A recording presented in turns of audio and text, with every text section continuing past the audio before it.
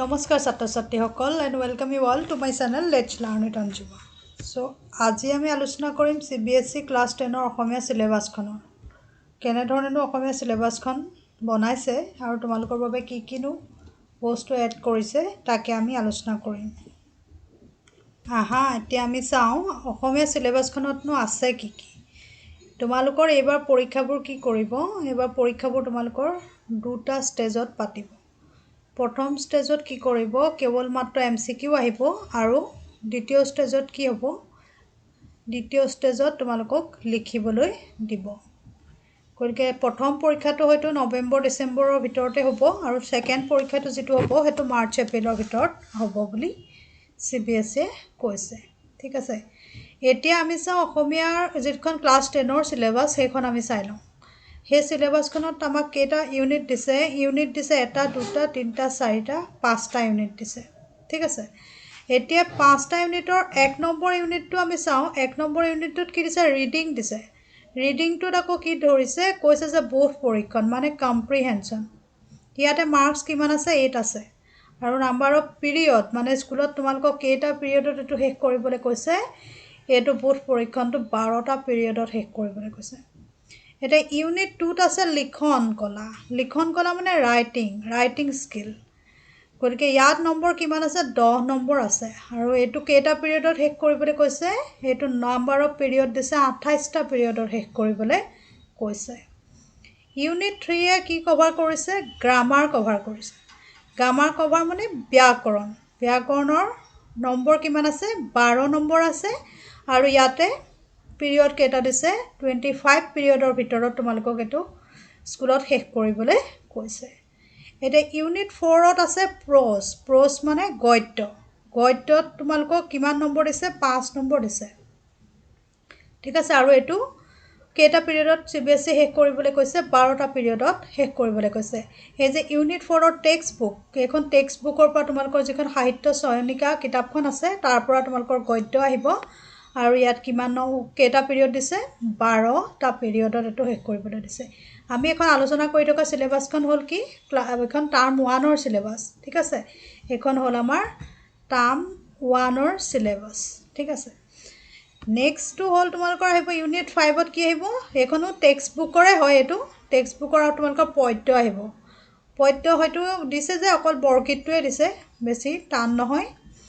এতিয়া এইটোত কিমান নম্বৰ আহিব, এইটো 5 নম্বৰ আহিব আৰু ইয়াত পিৰিয়ড কেইটা দিছে, 13টা পিৰিয়ডত তোমালোকক স্কুলৰ পৰা এইটো শেষ কৰিবলৈ CBSE কৈছে।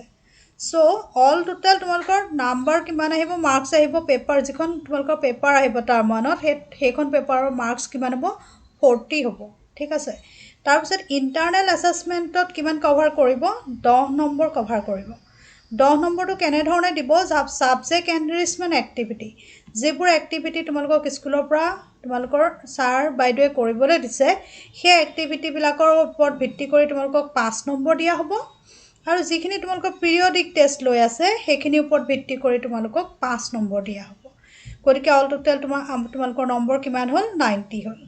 আৰু এইফালে তোমালোকৰ কি হ'ল, এই পিৰিয়ডিক টেষ্ট আৰু ছাবজেক্ট এনৰিচমেণ্ট এক্টিভিটিৰ পৰা 10 নম্বৰ মিলাই ইয়াত কিমান হ'ল, 50 হ'ল। ঠিক আছে, এতিয়া আমি সম্পূৰ্ণ চিলেবাছখন আমি চাওঁ কিনো দিছে। এতিয়া ইয়াতে কেইটামান ইণ্টাৰনেল অপশ্যনৰ কেইটামান মাৰ্কছ দি দিছে, তোমালোকে কেনেধৰণেনো প্ৰিপেয়াৰ কৰিবা বা কুৱেশ্যন পেপাৰখনত তোমালোকক কেনেধৰণে আহিব সেই কথা দিছে।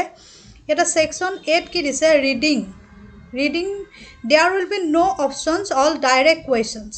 ইয়াত কোনো অপশ্যন নাথাকিব, MCQ থাকিব গোটেইখিনি আৰু MCQখিনিত কি হ'ব, গোটেইখিনি অপশ্যন থাকিব আৰু তোমালোকে ইয়াত মানে যিটো পেৰেগ্ৰাফ দিব বা পেছেজ দিব সেইটো এটাই হয়তো যদি দিয়ে তাৰ গোটেইখিনি কুৱেশ্যন তোমালোকে কৰিব লাগিব। তোমালোকক 2টা পেৰেগ্ৰাফ বা 2টা পেছেজ নিদিয়ে, গতিকে এইখিনি কুৱেশ্যন তোমালোকৰ compulsory, you have to do all the questions, you have to attempt all the questions. ঠিক আছে, নেক্সটটোত কৈছে যে section B, writing part will have internal option in respect to essay, report writing, ফকৰা যোজনা এণ্ড চেণ্টেন্স ফ্ৰেমিং। ইয়াতে sentence ফ্ৰেমিঙৰ ওপৰত, ৰিপৰ্ট ৰাইটিঙৰ ওপৰত, ফকৰা যোজনা আৰু এছে আদিৰ ওপৰত ভিত্তি কৰি তোমালোকক কি দিব, ছেকশ্যন Bৰ কুৱেশ্যনখিনি দিব আৰু ইয়াতে তোমালোকৰ 2টা অপশ্যন থাকিব। তোমালোকৰ যিটোৱে পচন্দ হয় বা যিটো তোমালোকে পাৰা সেইটোৱে তোমালোকে কৰিব লাগিব গতিকে যদি তোমালোকক ফকৰা যোজনাৰ পৰা দিলে নাইবা যদি গল্পৰ পৰা দিলে এটা দুটা তেতিয়াহ'লে তোমালোকে সেইটো কৰিব যিকোনো এটা কৰিলে হ'ব ইয়াত অপশ্যন থাকিব কিন্তু যিটো ছেকশ্যন এ ইয়াতে যদি এটা পেছেজ দিছে আৰু যদি কুৱেশ্যন দিছে চাৰিটা সেইখিনি তোমালোকে গোটেইখিনি কৰিব লাগিব ইয়াত আকৌ দুটা পেছেজ দি তোমালোকক সেইখিনি কৰিবলৈ নিদিয়ে নেক্সটটো দিছে section C Grammar being a vast course, internal options should be given to all students.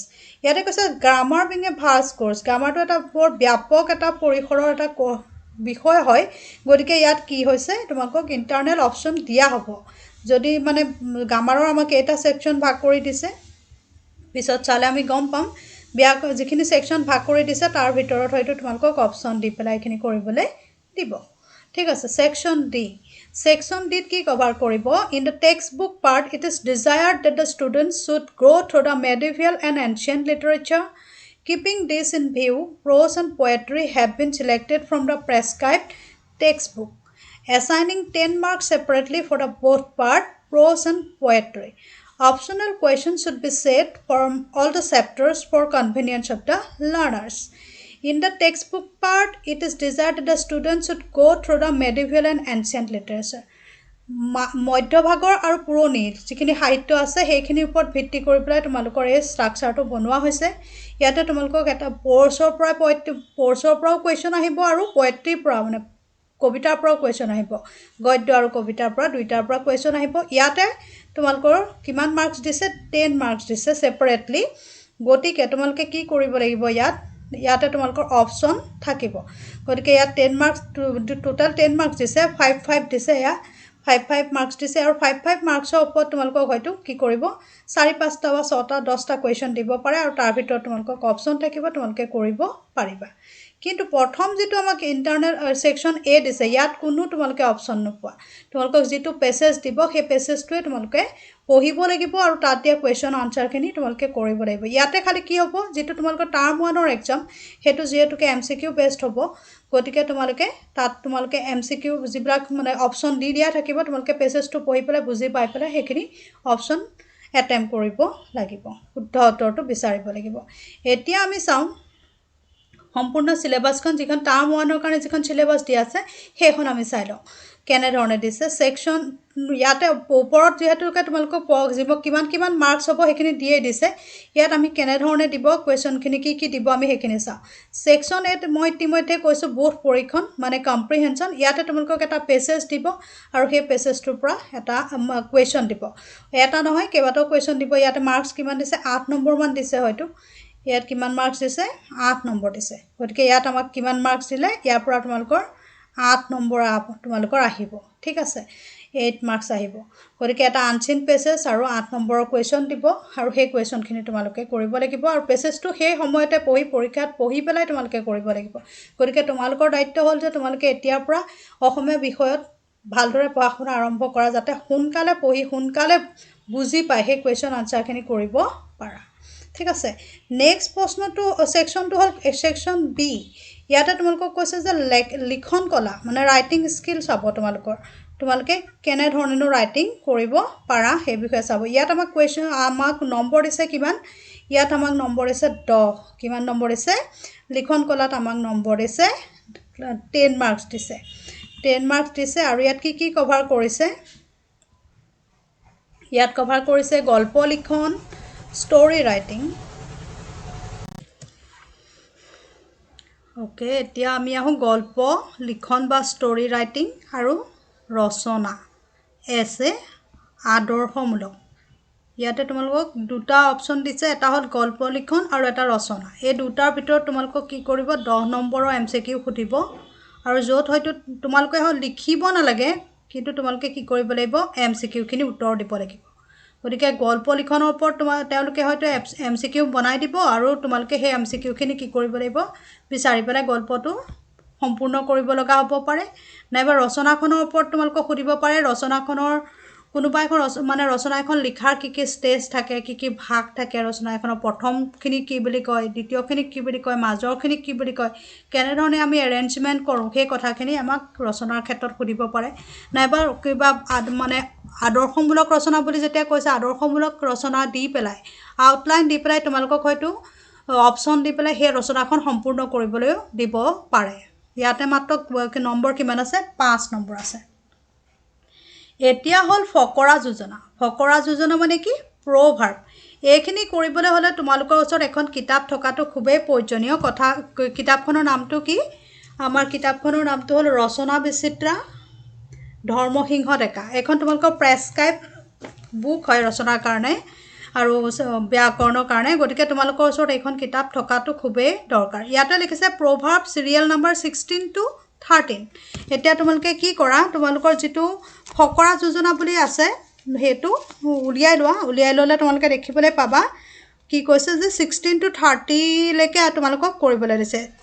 মানে তোমালোকৰ যদি ৰচনা বিচিত্ৰাখন আছে তেতিয়াহ'লে তোমালোকে উলিয়াই লৈ পেলাই তোমালোকে 136 নম্বৰ পেজটো চোৱা। 136 নম্বৰ পেজত যিটো আছে 16 নম্বৰটো কি আছে? 100 গৰু মাৰিলে বাঘৰো মৰণ। তেনেধৰণে 17 নম্বৰটো কিনা হাঁহৰ ঠোঁটলৈকে মঙহ। এনেকৈ গৈ থাকিলে তোমালোকে 30 নম্বৰলৈকে যিমানখিনি পাবা, 30লৈকে যিমানখিনি ফকৰা যোজনা আছে, মানে পৰৰ মূৰত খোৱা ভটীয়া নাৱত যোৱা, এইটো 30 নম্বৰ হয়। এইটোলৈকে তোমালোকে কি কৰিব লাগিব? ফকৰা যোজনা তোমালোকে মনত ৰাখিব লাগিব। আৰু ইয়াৰ পৰা তোমালোকক লিখিবলৈ যিহেতুকে নিদিয়ে, MCQ দিব, গতিকে তোমালোকে ইয়াৰ অৰ্থখিনি জানিবলৈ চেষ্টা কৰিবা। যদি তোমালোকৰ ঘৰত কোনোবা হেল্প কৰিবলৈ আছে তেতিয়াহ'লে তেওঁলোকক সুধি লৈ পেলাই ইয়াৰ অৰ্থবিলাক উলিয়াবলৈ চেষ্টা কৰিবা। এতিয়া 16 নম্বৰটো কি দিছে? 100 গৰু মাৰিলে বাঘৰো মৰণ, কিনা হাঁহৰ ঠোঁটলৈকে মঙহ। এইটো 17। 18 নম্বৰটো হৈছে কুমলীয়া আদা পাই ভৰিৰে মোহাৰি খোৱা। 19 নম্বৰটো হ'ল কুকুৰৰ নেজ দীঘল নিজে পাৰি বহিব। 20 নম্বৰটো হ'ল খঙত পেট কাটি ছমাহলৈ শুকনি খোৱা। 21 নম্বৰটো হ'ল গুৰ মাৰি গংগাত পেলোৱা। তাৰপিছত 22 নম্বৰটো হ'ল ঘন ঘনকৈ দিবা আলি তেহে খাবা নানা শালি। তাৰপিছত 23 নম্বৰটো কৈছে যে চ'তৰ বিহুলৈ ছমাহ থাকোঁতে হাত মেলি নচা। 24 নম্বৰটো দিছে চোৰ গ'লে বুদ্ধি বৰষুণ গ'লে জাপি। 25 নম্বৰটো হ'ল টেঙা আম এবাৰহে বেচিব পাৰি। 26 নম্বৰটো দিছে তুলসীৰ লগত কলপটু আৰু মুক্তি। আৰু 27 নম্বৰটো দিছে ধান পকে মানে তুনিৰ মৰণ। তাৰপিছত 28 নম্বৰটো দিছে ধাৰে কাটিলেও কটা, গাদীৰে কাটিলেও কটা। 29 নম্বৰটো দিছে নাও বুৰিলে টিঙৰ পৰা ননমা। আৰু 30 নম্বৰটো দিছে কি? পৰৰ মূৰত খোৱা ভটীয়া নাৱত যোৱা। এইকেইটা হ'ল 136 নম্বৰ পেজৰ পৰা 139 নম্বৰ পেজলৈকে যিমানখিনি তোমালোকৰ ফকৰা যোজনা আছে, মানে যিখন ৰচনা বিচিত্ৰা আমাৰ ধৰ্মসিংহ ডেকাই লিখা সেই ৰচনা বিচিত্ৰাখনৰ সেইখিনি তোমালোকে পঢ়িব লাগিব। আৰু তাৰ পৰা তোমালোকে চিন্তা কৰিব নালাগে, কেৱল মাত্ৰ MCQ আহিব, তোমালোকে লিখিব নালাগে যিহেতু, গতিকে তোমালোকে কি কৰিবা? ইয়াৰ অৰ্থখিনি জানিবলৈ চেষ্টা কৰিবা। ঠিক আছে। নেক্সটটো হ'ল জতুৱা খণ্ড বাক্য। জতুৱা খণ্ড বাক্যৰে বাক্য ৰচনা। জতুৱা আৰু ইয়াতে মাত্ৰ 3টা দিছে, আঁঠু, গা আৰু ঘৰ। এইটোৰ কাৰণেও তোমালোকে ধৰ্মসিংহ ডেকাৰ পুথিখন ফ'ল' কৰিব লাগিব। ইয়াতে তোমালোকৰ যিটো 93 নম্বৰ পেজত আছে, 93 নম্বৰ পেজৰ, তোমালোকে 93 নম্বৰ পেজটো উলিয়াই চোৱা। ধৰ্মসিংহ ডেকাৰ যিখন কিতাপ তাৰে 99 নম্বৰ পেজত যিটো দিছে আঁঠু লগাই পেলাই কি মানে আমাৰ জতুৱা খণ্ড বাক্য হ'ব পাৰে।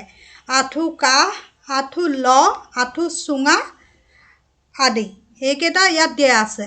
গতিকে তোমালোকে কি কৰিব লাগিব? এইকেইটাৰে বাক্য ৰচনা কৰিবলৈ চেষ্টা কৰিবা। এইকেইটাৰ অৰ্থনো কি সেয়া জানিবলৈ চেষ্টা কৰিবা। তেতিয়া তোমালোকে আঁঠু লগাই যদি কিবা এটা আমাক MCQ দিয়ে তেতিয়া আমি কৰিবলৈ সমৰ্থ হ'ম। তাৰপিছত দিছে তোমালোকৰ গা লগাই পেলাই আমাৰ কি আছে? এইটো পেজ নম্বৰ দিছে কিমান? 99। আৰু কিতাপখনৰ নাম কি? ৰচনা বিচিত্ৰা। মনত ৰাখিবা, এইখন তোমালোকৰ ওচৰত থকাটো খুবেই দৰকাৰী। গা লগাই পেলাই কি আছে? গা লগাই পেলাই আমাৰ বহুতকেইটা আমাৰ খণ্ড বাক্য আছে, গতিকে তোমালোকে এইখিনি মনত ৰাখিব লাগিব।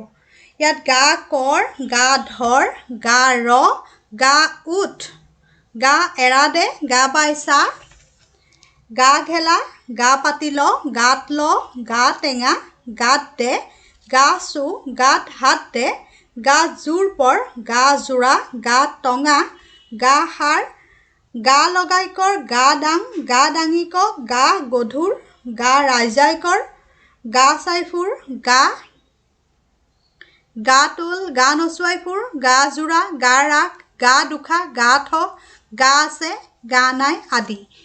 এইটো হ'ল গা লগাই পেলাই কি কি আমাৰ জতুৱা খণ্ড বাক্য হ'ব পাৰে। ইয়াৰ তোমালোকে অৰ্থবোৰ জানিবলৈ চেষ্টা কৰিবা আৰু ইয়াৰ বাক্য ৰচনা জানিবলৈ চেষ্টা কৰিবা। আৰু এতিয়া ঘৰ লগাই পেলাই দিছে। ঘৰ লগাই পেলাই কি কি খণ্ড বাক্য জতুৱা খণ্ড বাক্য হ'ব পাৰে। ঘৰ পাত ঘৰ কৰ ঘৰ ভাং ঘৰ দে ঘৰ খা ঘৰ ল ঘৰ জোঁৱাই ঘৰ গিৰি ঘৰ গুণা ঘৰ ধৰা ঘৰ গছকা আদি। এইকেইটা তোমালোকৰ চিলেক্টেড প্ৰেছক্ৰাইব মানে খণ্ড বাক্য হয়। আৰু এইকেইটা তোমালোকৰ অৰ্থ জানিব লাগিব। তোমালোকে বাক্য ৰচনা কেনেকৈ কৰিব পাৰে সেইখিনি জানিব লাগিব। তেতিয়া তোমালোকৰ এই খণ্ড বাক্য ইয়াৰ পৰা কিমান কুৱেশ্যন আনচাৰ আছে ছেকশ্যন বিৰ পৰা তোমালোকৰ কিমান আছিলে ইয়াতে মাৰ্কছ কিমান আছে ব্যাকৰণৰ পৰা তোমালোকৰ আছে মাৰ্কছ কিমান 12। গতিকে 12 মাৰ্কছৰ কাৰণে তোমালোকে ইমানখিনি পঢ়িব লাগিব। কিন্তু 12 মাৰ্কছ আছে এই ব্যাকৰণৰ চেপ্টাৰ পাৰ্টটোত। গতিকে 12 মাৰ্কছত তোমালোকক কি কি কভাৰ কৰিব এতিয়া তেতিয়াহ'লে আৰু এই লিখন কলাৰ ভিতৰতে এইখিনি আহিব তোমালোকৰ যিখিনি খণ্ড বাক্য আৰু ফকৰা যোজনা আৰু গল্প লিখন এই তিনিটা মিলাই পেলাই তোমালোকৰ কি আহিব 10 নম্বৰ আহিব। গতিকে তোমালোকে ইমানখিনি পঢ়ি থ'লে কি হ'ব তোমালোকৰ কৰিবলৈ সহজ হ'ব বুলি মই ভাবিছোঁ। আৰু ৰচনা বিশ্লেষণ সকলোৰে ওচৰত থকাটো খুবেই দৰকাৰ। এতিয়া আমি আৰু ছেকশ্যন চিৰ আলোচনাটো কৰিবলৈ। ছেকশ্যন চিত দিছে ব্যাকৰণ। ব্যাকৰণত কিমান নম্বৰ আছে 12 নম্বৰ। গতিকে ব্যাকৰণৰ প্ৰথমটো হ'ল কি উপসৰ্গ দিছে সংস্কৃত উপসৰ্গ। সংস্কৃত উপসৰ্গ তোমালোকে এখন ৰচনা বিচিত্ৰাখন যদি চোৱা তাতে তোমালোকে উপসৰ্গ তোমালোকে দেখিবলৈ পাবা। পেজ নাম্বাৰ কিমান পেজ নাম্বাৰ হ'ল 8ৰ পৰা 9 8ৰ পৰা 9লৈকে যিখিনি 8 9 আৰু 10 এই তিনিটা পেজত কি আছে তোমালোকৰ উপসৰ্গ আছে। গতিকে তোমালোকে কি কৰিবা তোমালোকৰ কিতাপখন মেলি 8 9 10 11লৈকে আছে 20টা উপসৰ্গ আছে সংস্কৃতত। সেই 20টা উপসৰ্গ কি কি প্ৰ পৰা অপ সম অনু অব নিৰ দূৰ অভি বি অধি সু উত অতি নি প্ৰতি পৰি অপি উপ আ। এইকেইটা তোমালোকে পঢ়ি থবা আৰু এইকেইটা লগাই কেনেধৰণে শব্দ হয় সেইখিনি জানি থবা। তেতিয়া তোমালোকৰ MCQ কৰিবলৈ সুবিধা হ'ব। এই প্ৰতিটো 20টা উপসৰ্গই তোমালোকে মুখস্থ কৰিবা। হয়তো তোমালোকক এটা শব্দ দি দিব। ধৰা তোমালোকক দি দিলে অতিশয়। অতিশয় শব্দটো তোমালোকে কি কৰিব লাগিব যে ইয়াত কোনটো উপসৰ্গ কোৱা অপশ্যন দি দিব। গতিকে যদি তোমালোকৰ মুখস্থ থাকে তেতিয়া কৰিবলৈ সহজ হ'ব। নেক্সটটো দিছে তোমালোকৰ অনুসৰ্গ। অনুসৰ্গটো ৰচনা বিচিত্ৰাখনতে তোমালোকে পাবা। ৰচনা বিচিত্ৰাখনৰ পেজ নাম্বাৰ তোমালোকে উলিয়াই লোৱা 12 নম্বৰ পেজত কোনখিনি আছে হক হবলা চোন ও টু হে ই এ এই কে গৈ হি নু দে দেই দেখোন দেখোন একা পাই দেও হ'লে। এইকেইটা হ'ল অনুসৰ্গ। পেজ নাম্বাৰ 12 তোমালোকে মনত ৰাখিবা। ঠিক আছে এইখিনি কৰি থবা। আৰু এইখিনিতো কেনেধৰণে হয়তো দিব পাৰে যে আমি খেলোঁ হওঁ এই বাক্যটোত তোমালোকে অনুসৰ্গটো বিচাৰি উলিওৱা। তেতিয়া তোমালোকক হয়তো অপশ্যন দি দিব। তেতিয়া তোমালোকে হকটো যে অনুসৰ্গ সেইটো তোমালোকে বিচাৰি উলিয়াবলৈ সহজ হ'ব। নেক্সটটো দিছে ব্যঞ্জন সন্ধি আৰু বিসৰ্গ সন্ধি। এইখিনিও তোমালোকে তোমালোকৰ ৰচনা বিচিত্ৰাখনতে পাবা।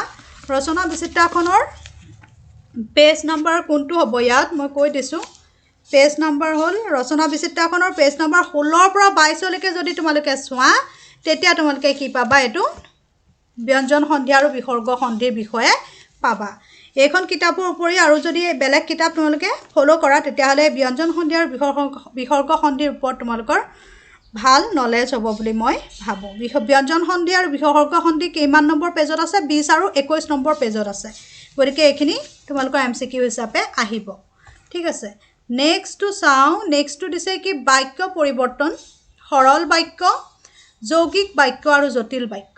এই তিনি ধৰণৰ আমি বাক্যৰ বিষয়ে ইতিমধ্যে জানো যে বাক্যবিলাক কিছুমান সৰল থাকে কিছুমান জটিল থাকে আৰু কিছুমান যৌগিক বাক্য থাকে।